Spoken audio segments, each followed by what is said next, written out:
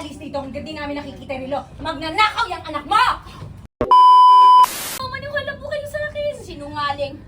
Di ba nga nasa news yung kapatid mo? Nadawit siya sa scam?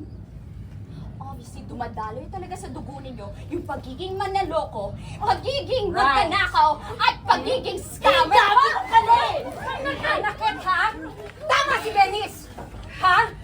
We shouldn't have trusted you. We shouldn't have trusted the family. Sisiguraduhin ko na mapubulo ko sa kulungan. Tandaan niya. We're done here. Tandaan mo ko. Nakita niyo na ang hinahanap niyo. Tayo na!